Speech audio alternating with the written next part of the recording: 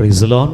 Praise the Lord. Praise the Lord. Praise the Lord. Praise the Lord. Praise the Lord. இயேசுவே ஆண்டவர், இயேசுவே ஆண்டவர், இயேசுவே மீட்பர், இயேசுவே மீட்பர், இயேசுவே மெஸ்ஸியாம், இயேசுவே மெஸ்ஸியா, இயேசுவே விடுதலை தருகிறவர், இயேசுவே விடுதலை தருகிறவர், இயேசுவே சுகம் தருகிறவர், இயேசுவே சுகம் இயேசுவே தருகிறவர், என் ஆண்டவர். இயேசுவே என் ஆண்டவர். ஹalleluya, ஹalleluya, ஹalleluya, ஹalleluya, ஹalleluya. ஹalleluya. புனித அந்தோணியாரே, புனித அந்தோணியாரே, எங்களுக்காக வேண்டிக் கொள்ளும். எங்களுக்காக வேண்டிக் கொள்ளும்.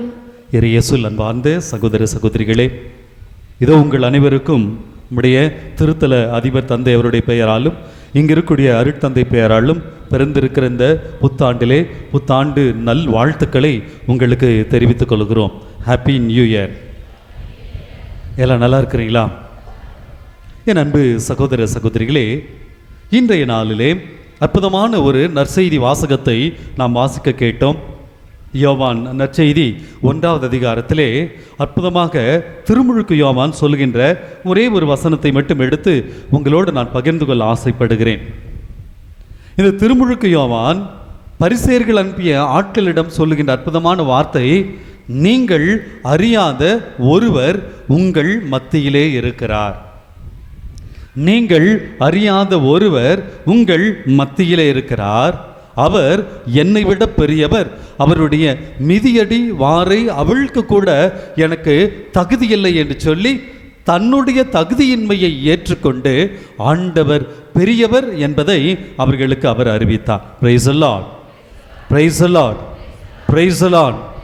இன்னைக்கு பாருங்க, இந்த ஆண்டினுடைய முதல் செவ்வாய்க்கிழமை. இன்றைக்கு எவ்வளவு பேர் புனித அந்தோணியாரினுடைய கோடி அற்புதருடைய இந்த அருமையான திருத்தலத்தை, அருள் தலத்தை நாடி ஓடி வந்திருக்கிறீர்கள். பல நேரத்திலே நாம் அறியாத ஒருவர் இங்கே இருக்கிறார். பல நேரத்திலே நாம் அறியாத ஒருவர் நம் மத்தியிலே இருக்கிறார். அவர் நம்மை விட பெரியவர், அவர் வல்லவர், அவர் சக்தி வாய்ந்தவர். பல நேரத்தில் பாருங்களேன், நான் இந்த அருள் தலத்திற்கு வந்திருக்கிறேன் என்று சொன்னால், இந்த கோடி அற்புதருடைய திருத்தலத்திற்கு வந்திருக்கிறேன் என்று சொன்னால், புனித அந்தோணியாரை நான் பார்த்து அவரிடத்தில் ஜெபித்து அவர் வழியாக நான் ஆண்டவரை அறிந்து கொள்ள வேண்டும். அதனால்தான் புனித அந்தோணியாரின் கரங்களிலே யார் வைத்திருக்கிறார்? யார் வைத்திருக்கிறார்? அற்புத குழந்தை இயேசுவை. நான் அந்தோணியாரின் அந்த திருமுகத்தை பார்க்கிற பொழுது, அந்தோணியாரோட அற்புத சுரூபத்தை பார்க்கிற பொழுது, அந்தோணியாரை மட்டும் பார்த்துவிட்டு அப்படியே போய்விட்டால் அந்தோணியார் மிக வருத்தப்படுவார், வேதனைப்படுவார். நான் பார்க்க வேண்டியது யாரை? நான் பார்க்க வேண்டியது யாரை? குழந்தை இயேசுவை, எனக்காக பிறந்திருக்கிற என் ஆண்டவரை பார்க்க வேண்டும். அதனால்தான் அவர் தன்னுடைய கரங்களிலே அந்த புனித அந்தோணியாரை ஏந்தி, அன்பு மகனே, அன்பு மகளே, இதோ இந்த ஆண்டவர் வழியாகத்தான் நான் அற்புதங்களை, அதிசயங்களை செய்கிறேன். இந்த ஆண்டவரை பற்றி கொண்டுதான் நான் இன்னைக்கு புனிதராக மாறியிருக்கிறேன். இந்த ஆண்டவரால் தான் மக்கள் எல்லோரும் என்னை கோடி அற்புதர் என்று அழைக்கிறார்கள் என்று சொல்லி அதை நமக்கு ஒவ்வொரு நாளும் ஒவ்வொரு நொடி பொழுதும் வலியுறுத்தி கொண்டிருக்கிறார். நம்ம என்ன செய்கிறோம்? நேராக போய் அந்தோணியார் சுரூபத்தை பார்த்து மாலை போட்டு அப்படியே போயிடுறோம். நீங்கள்லாம் நிறைய பேர் காரில் வந்திருப்பீங்க, ஒரு சிலர்லாம் பஸ்ஸில் வந்திருப்பீங்க, ஒரு சிலர் 2 வீலரில் வந்திருப்பீங்க. பார்த்தீங்கன்னா கார்லையாக இருக்கட்டும், பைக்லையாக இருக்கட்டும், சைடு மிரர் வச்சுருப்பாங்க. பார்த்துருக்குறீங்களா? சைடில் 2 கண்ணாடி வச்சுருப்பாங்கல்ல. கார் யாரும் பார்த்தது இல்லையா? பைக் பார்த்தது இல்லையா? நீங்கள் என்ன இப்படியே உட்காந்துருது பார்த்தா நான் ஏதோ வேற்றுக்கரக மனிதன் மாதிரியே பார்த்துட்ருக்கிறீங்களே. வண்டியில் சைடு மிரர் வச்சுருப்பாங்க, காரில் சைடு மிரர் வச்சுருப்பாங்க, சைடில் கண்ணாடி வச்சுருப்பாங்க. எதுக்கு அது? எதுக்கு அந்த கண்ணாடி வச்சுருக்காங்க? முன்னாடி காரில் முன்னால் ஒரு பெரிய கண்ணாடி இருக்கும், அதை பார்த்து தான் டிரைவர் முன்னால் ரோட்டை பார்த்து ஓட்டிகிட்டு இருப்பார். இந்த சைடு மிரர் எதுக்கு வச்சுருக்கிறாங்க? பின்னாடி ஏதாவது வண்டி வருதா, சைடில் ஏதாவது வண்டி வருதா, அப்போ தான் வண்டியை முழுமையாக ஓட்டிகிட்டு போக முடியும். நமக்கு முன்னால் பார்க்க வேண்டியதும் அவசியம், சைடில் 2 சைடில் பார்க்க வேண்டியதும் அவசியம், பின்னாடி வர வண்டியை பார்க்க வேண்டியதும் அவசியம். அப்போ இந்த சைடு மிரர் எதற்காக அப்படின்னா, பின்னால் வரக்கூடிய வண்டி, எனக்கு 2 பக்கமும் சைடில் வரக்கூடிய அந்த வண்டியை பார்த்து நான் சேஃப்டியாக, பாதுகாப்பாக என்னுடைய வாகனத்தை ஓட்ட வேண்டும் என்பதற்காகத்தான் இந்த கார்லேயோ பைக்லேயோ என்ன செய்கிறாங்க? இந்த சைடு மிரர் வைக்கிறாங்க. ஆனால் நம்ம பார்க்க வேண்டியது எது? சைடு மிரர் பார்த்து வண்டி ஓட்டணுமா, முன்னால் பார்த்து வண்டி ஓட்டணுமா? எதை பார்த்து வண்டி ஓட்டணும்? முன்னாடி. சைட் மிரர்னா ஆபத்துக்கள் எதுவும் வரக்கூடாது என்பதற்காகத்தான். அதற்காக இப்படியே பார்த்துட்டு வண்டி ஓட்டினா முன்னால் போய் இடித்து நேராக போக வேண்டியதான், பூச வச்சிட வேண்டியதான். பல நேரத்தில் இந்த திருத்தலங்களுக்கு நாம் வருகின்ற போது சைட் மிரரை பார்த்துட்டு முன்னால் இருக்கிற பெரிய ஆண்டவரை நாம் விட்டு விடுகிறோம். நேற்று இரவு கூட ஃபாதர் அழகாக சொன்னாங்க, அனௌன்ஸ்மெண்ட் பண்ணும்போது, இதோ இந்த இடத்திற்கு நீங்கள் வந்திருக்கிறீர்கள்னா வீட்டிலேருந்து கட்டிட்டு வந்த சோத்தை பிரித்து சாப்பிட்டு போகிறதுக்கு இல்லை, பலூன் வாங்கிட்டு இங்கே இருக்கக்கூடிய பஞ்சு மிட்டாய் வாங்கிட்டு சாப்பிட்டு போகிறதுக்கு இல்லை, உப்பு வாங்கி அங்கே குப்பையாக போட்டு போகிறதுக்கு இல்லை. எதற்காக? புனித அந்தோனியார் வழியாக நான் என் ஆண்டவராகிய இயேசுவை பற்றி கொண்டு அவர் இதோ சுட்டி காட்டி இவர்தான் உண்மையான ஆண்டவர் என்று சொல்லி சுட்டி காட்டுகிறார். அதை புரிந்து கொண்டு புனித அந்தோனியாரின் பரிந்துரை வழியாக நான் ஆண்டவரை பற்றி கொள்ள வேண்டும். Price the lord, praise the lord, praise the Lord. பல நேரத்தில் நான் சைட் மிரர் மட்டும் பார்த்துட்டு எனக்கு முன்னால் இருப்பதை மறந்து விடுகிறேன். இதற்காக அல்ல. அதனால தான் திருமுழுக்கு யோவான் சொல்லுகிறார், நீங்கள் அறியாத ஒருவர் உங்கள் மத்தியிலே இருக்கிறார். நீங்கள் அறியாத ஒருவர் உங்கள் மத்தியிலே இருக்கிறார். இன்றைக்கு நாம் மட்டுமல்ல, பல நேரத்தில் விவிலியத்தில் கூட பல பேர் ஆண்டவரை புரிந்து கொள்ளாதவர்களாக, அறிந்து கொள்ளாதவர்களாகத்தான் இருந்திருக்கிறார்கள். மோசேயை பாருங்கள், விடுதலை பயண நூல்கள் 3வது அதிகாரத்தில் நாம் பார்க்கிறோம். ஆண்டவர் அழைத்த போது அங்கே அந்த முட்புதர் எரிந்து கொண்டு இருக்கிறது. அந்த முட்புதரிலிருந்து ஒரு குரல் வருகிறது, மோசே மோசே அப்படின்னு. ஆண்டவர் எங்கிறது? இந்த மோசே பார்க்கிறார், முட்புதர் எரிகிறது, அது தீந்தி போகவில்லை, கருகி போகவில்லை, அப்படியே இருக்கிறது. என்ன, நான் போய் பார்ப்பேன், உன்னுடைய மிதியடி வாரை நீ அவிழ்த்து விட்டு வா, இது புனிதமான இடம். மோசே வெறும் நெருப்பு மட்டும் பார்த்திருந்தா ஆண்டவரை பார்த்திருக்க முடியாது. அந்த குரலை கேட்டார், ஆண்டவரை புரிந்து கொண்டார். என்ன சொல்றார் பாருங்க, விடுதலை பயண நூல் 3:7, என் மக்கள் படும் துன்பத்தை வேதனையை என் கண்கள் கண்டு கொண்டன, எனக்காக நீ போ. அப்ப கடவுள் சொல்லுகிறார் என்று சொன்னால் மோசேவுக்கு ஆண்டவர் யார் என்று தெரியவில்லை. அதனால கேட்கிறார், நீங்க பாட்டு சொல்றீங்க, நீங்க தான் ஆண்டவர் சொல்றீங்க, அந்த மக்கள்கிட்ட போய் உங்கள் கடவுளாகிய ஆண்டவர் அழைக்கிறார், இதோ உங்களுக்காக போராட என்னை அனுப்பி இருக்கிறான்னு சொன்னா, உங்க பேர் என்னன்னு சொன்னா நான் என்ன சொல்லுவேன்? இருப்பவராக இருக்கிறவர் நானே. நேற்று இருந்தவர், இன்று இருக்கிறவர், நாளை இருக்க போபவர், உனக்காக இருக்கக்கூடிய கடவுள் நான். அப்படிப்பட்ட கடவுள் தான் உங்களை அழைத்திருக்கிறார், என்னை அனுப்பியிருக்கிறார், நீ தைரியமா சொல். பாருங்களேன், மோசே அந்த முட்புதரிலே ஆண்டவருடைய குரலை கேட்ட போதும் கூட அவர் யார் என்று அறிந்து கொள்ளவில்லை. இங்க அந்தோனியாரை பத்தி எனக்கு நல்லா தெரியும், இயேசுவை தெரியுமா? அந்தோனியார் சொல்லுவது, அவருடைய பெருமையையோ புகழையோ அவர் எங்கும் பறைசாற்றவில்லை, மாறாக இயேசுவை பற்றிய நற்செய்தியை அறிவித்தார், இயேசுவை பற்றி மக்களுக்கு அறிவித்தார், இயேசுவே உண்மையான ஆண்டவர் என்பதை மக்களுக்கு சொன்னார். நாம் இன்னைக்கு என்ன செய்கிறோம்?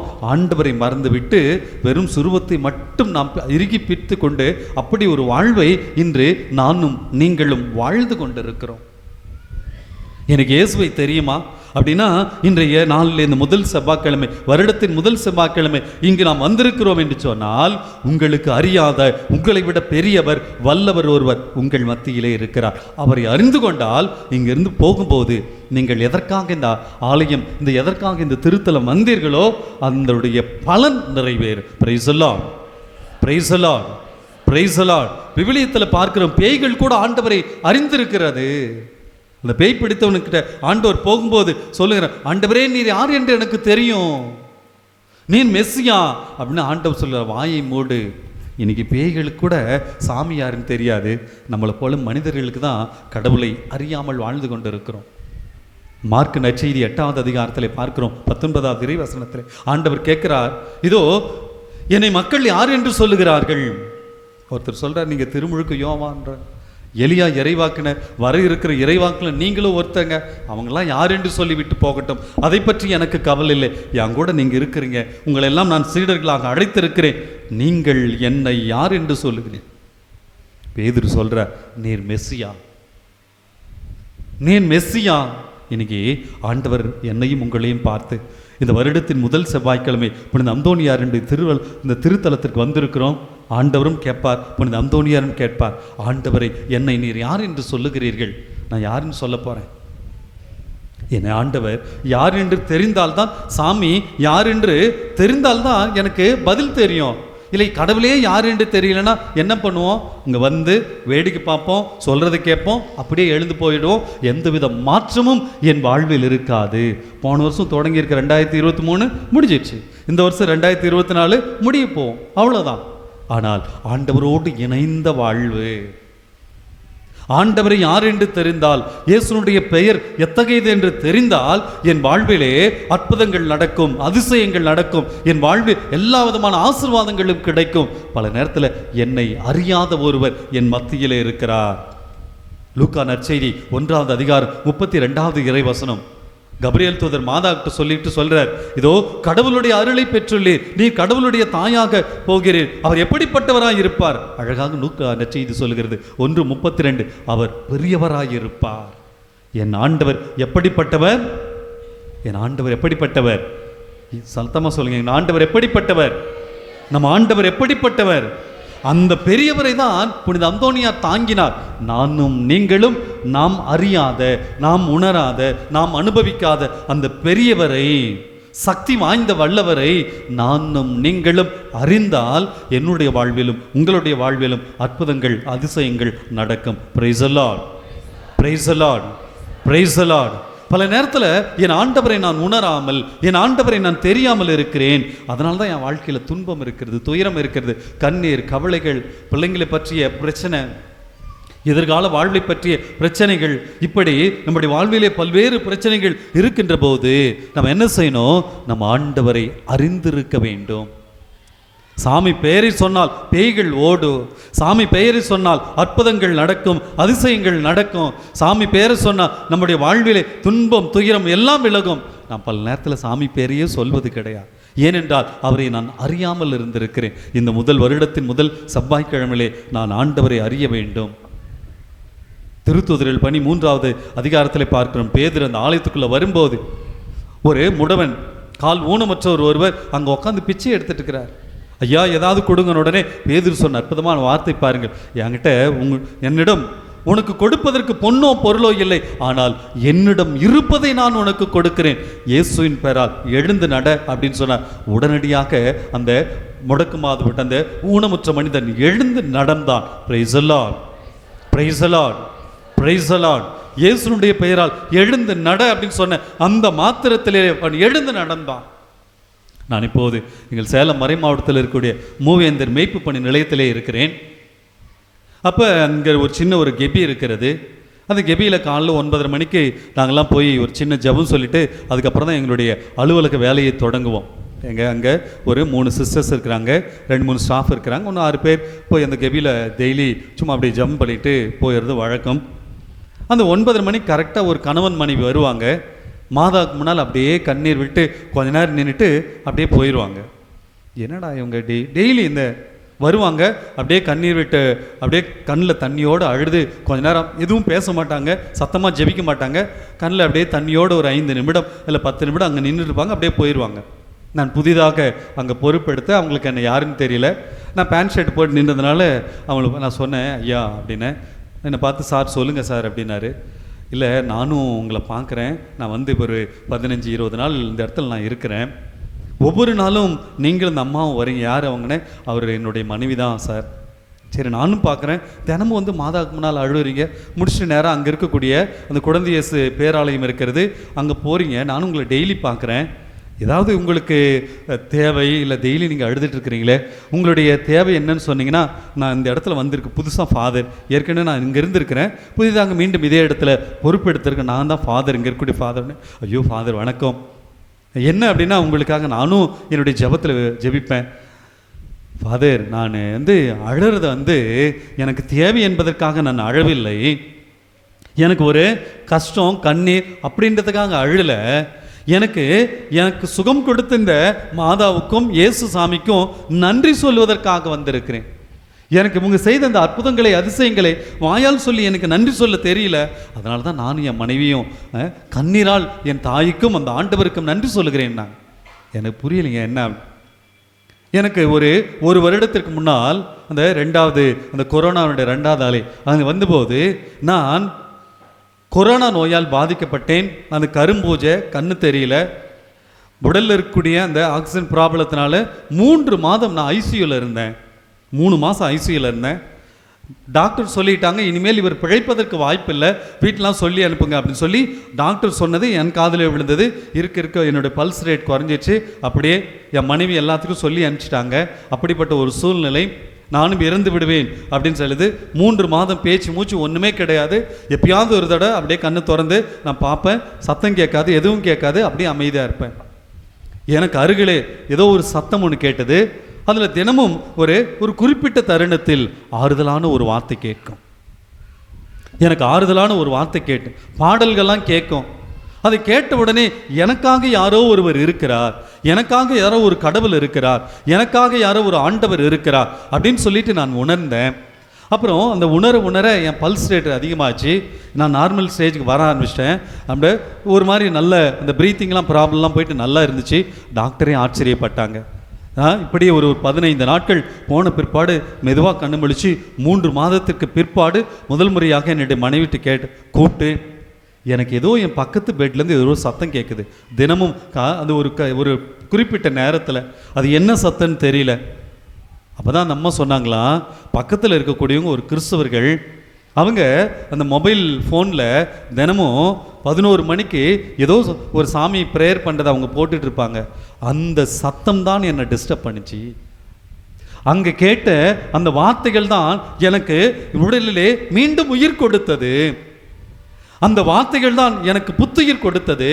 அந்த ஆண்டவர் தான் என் உயிரை மீண்டும் எங்கேயோ இந்த உயிரை மீண்டும் எடுத்துகிட்டு வந்து என் உடலுக்குள்ள எனக்குள்ள வச்ச மாதிரி இருக்குது. இனிமேல் அந்த அவங்க கேட்குற அந்த ஜபத்தை கொஞ்சம் சத்தம் வைக்க சொல்லி, ஏன்னா உங்களுக்கு தெரியும் ஐசியூவில் அவங்க என்ன செஞ்சுருக்காங்க, 11 மணிக்கு அந்த ஆராதனை மாதா டிவியில் வரக்கூடிய அந்த ஆராதனை போட்டு அந்த பொண்ணு அவங்க அப்பாவுடைய காதில் அப்படியே வச்சிருக்குது. அவங்க கொஞ்சமாக தான் சவுண்ட், இனிமேல் அது இன்னும் கொஞ்சம் சத்தமாக வைக்க சொல்லு. இதை கேட்டு இந்த ஆராதனையை நற்கருணை ஆண்டவரை, அவர் இந்து சகோதரர், அவருக்கு தெரியாத ஆண்டவரை பற்றி, அவர் அந்த ஆண்டவரை நற்கருணை ஆண்டவரை கேட்டு வித்தின் 1 மந்தில் நார்மல் ஸ்டேஜுக்கு வந்துட்டார். ஐசியூலேருந்து ஆர்டினரி வார்டு கூட்டிகிட்டு வந்த உடனே அவங்ககிட்ட கேட்டேன், உங்கள் அட்ரஸ் கொடுங்க, உங்கள் ஃபோன் நம்பர் கொடுங்க, இந்த மொபைலில் இது எப்படி எடுக்குன்னு சொல்லுங்கள். அப்போ தினமும் அவருக்கு ப்ரேயர் தெரியாது, இயேசு யாருன்னு தெரியாது, நற்கருணை ஆண்டவர்னா யாருன்னு தெரியாது. அப்படிப்பட்ட அதை திரும்பவும் கேட்டு அந்த நோ மோர் அந்த ஹாஸ்பிட்டல், எந்த ஒரு மருத்துவமும் கிடையாது, எந்த ஒரு மருந்தும் கிடையாது. அவர் சொன்னாராம், இந்த இறை வார்த்தை போது எனக்கு சுகம் கிடைக்கும், இந்த சாமி தான் எனக்கு உயிர் கொடுத்தார், இந்த ஆண்டவர் போதும் எனக்கு சுகம் கிடைக்கும் என்று இறந்த அந்த மனிதர், இறக்க போன மனிதர் பாருங்களேன், அந்த இறை வார்த்தையை கேட்டு மீண்டும் உயிரோடு சொன்னார், இந்த சாமி தான் எனக்கு உயிர் கொடுத்திருக்கிறாரு. நான் டெய்லி பைபிள் படிக்க, நான் இன்னும் இந்து சகோதரனாக இருக்கிறேன், ஆனால் என் மனைவியும் நானும் ஒரு நாளும் இந்த விவிலியத்தை படிக்காமல் இருக்க மாட்டேன். எனக்கு எப்படி ஆண்டவர்கிட்ட நன்றி சொல்லுதுன்னு தெரியல ஃபாதர். அதனால தான் தினமும் என் கண்ணீரால் இந்த அன்னை மரியாளுக்கும் சாமிக்கும் தினமும் போய் நன்றி சொல்லிட்டு வந்திருக்கிறோம். இன்றைக்கி இந்த விவிலியத்தில் ஏறக்குறைய 3/4 நான் படித்து முடிச்சிட்டேன். இந்த ஆண்டவரை பற்றி கொண்டேன்னு சொன்னேன். கரம் தட்டி ஆண்டவருக்கு நன்றி சொல்லும். என் அன்பு சகோதரனே சகோதரியே, உங்களை அறியாத ஒருவர் உங்கள் மத்தியிலே இருக்கிறார். இன்னைக்கு நான் ஆண்டவரின் பெயரை உச்சரிப்பது கிடையாது, ஆனால் புனித அந்தோனியார் ஆண்டவரை உச்சரித்து கொண்டே இருந்தார். இயேசுவின் பெயரை தவிர வேறு எந்த பெயரையும் அவர் சொல்லி இருக்க மாட்டார். இயேசு அந்த ஒரு ஆண்டவரை தவிர புனித அந்தோனியார் யாரையும் அவர் பற்றி இருக்க மாட்டார், புகழ்ந்து இருக்க மாட்டார், போற்றி இருக்க மாட்டார். அதனால தான் புனித அந்தோனியாருடைய சுரூபத்தில் பாருங்க, விவிலியம் வைத்திருக்கிறார், குழந்தை இயேசுவை வைத்திருக்கிறார், இந்த ஜெபமாலை இறுக பற்றி இருக்கிறார். இன்றைக்கு இந்த புதிய ஆண்டிலே முதல் செவ்வாய்க்கிழமை இங்கே வந்திருக்கிறோம். உங்களை அறியாத ஒரு உங்கள் பக்கத்தில் உட்காந்துட்டு, என் அன்பு மகனே மகளே உனக்கு என்ன வேணும்னு கேட்கிறாரு ஆண்டவர். என்ன பதில் சொல்ல போகிறோம்? துன்பம் இருக்கலாம், துயரம் இருக்கலாம், வேதனை இருக்கலாம், கண்ணீர் இருக்கலாம், கவலைகள் இருக்கலாம், கடன் தொல்லைகள் இருக்கலாம். இவை எல்லாம் இருந்த போது கூட என் ஆண்டவன் பக்கத்தில் இருக்கிறார். எரேமியா 20:11 சொல்லுகிறது, வலிமை வாய்ந்த வீரனை போல ஆண்டவர் எனக்கு முன்னே செல்கிறார். எரேமியா சொன்னார், இன்னைக்கு நான் யாரை பற்றி கொண்டிருக்கிறேன்? இன்னைக்கு நான் எந்த ஆண்டவரை பற்றி கொண்டிருக்கிறேன்? என் ஆண்டவர் என்னோடு இருந்தால் எனக்கு எல்லாமே கிடைக்கும். அதனால தான் திருப்பாடல் 23 சொல்லுகிறது, என் ஆண்டவர் நேற்று ஜூட் ஃபாதர் அழகாக சொன்னாங்க, எனக்கு என்ன குறைவு, பல நேரத்தில் நம்ம வந்து வெறும் சுரூபத்தை மட்டும் தொட்டி முத்து செய்து விட்டு அப்படியே ஓடி விழுகிறோம். இல்லை இல்லை, நம்மை விட பெரியவர் வல்லவர் நம் மத்தியில் இருக்கிறார். அவரை சுமந்து செல்வது தான் புனித அந்தோனியாருடைய விருப்பம். இன்னைக்கு நாம் அவரை சுமந்து செல்ல வேண்டும். எத்தனையோ அற்புதங்களை அதிசயங்களை நாம் கேட்டுக்கொண்டே இருக்கலாம்.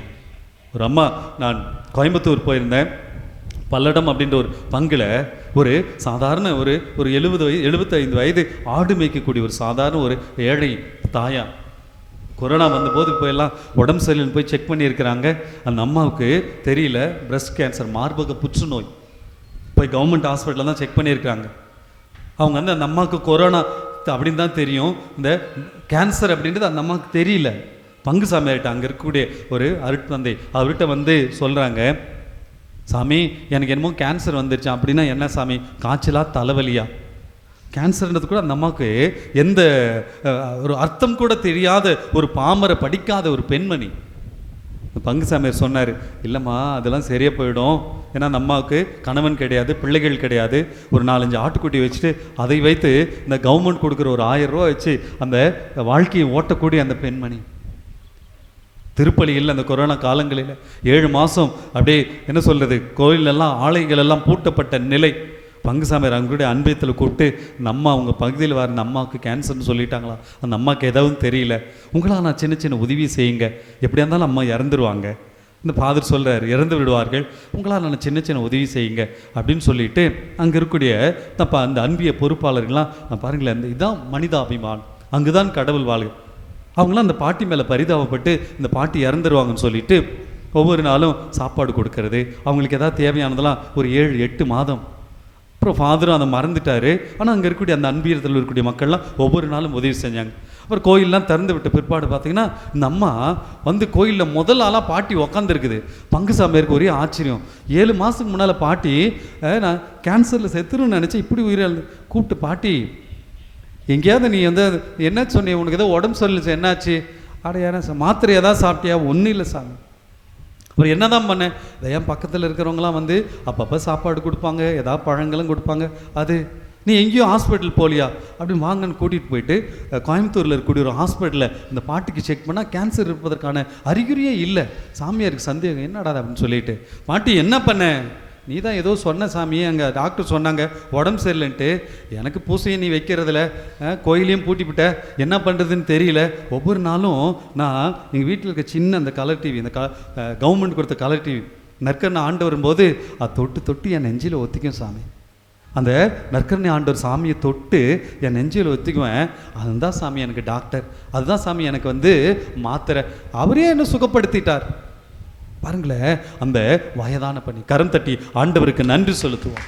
இந்த பாட்டிக்கு என்ன நோயின்னு கூட தெரியாது. பாருங்களேன், ஆண்டவரை தொட்டு, அந்த நற்கரணை ஆண்டவரை தொட்டு தன்னுடைய இதயத்திலே ஒத்தி கொண்டது, அதுதான் அவங்களுக்கு டாக்டரு, அதுதான் அவங்களுக்கு மாத்திரை, அதுதான் அந்த பாட்டிக்கு மருத்துவர், எல்லாம் மருந்து, எல்லாம் சுகம் கிடைக்குது.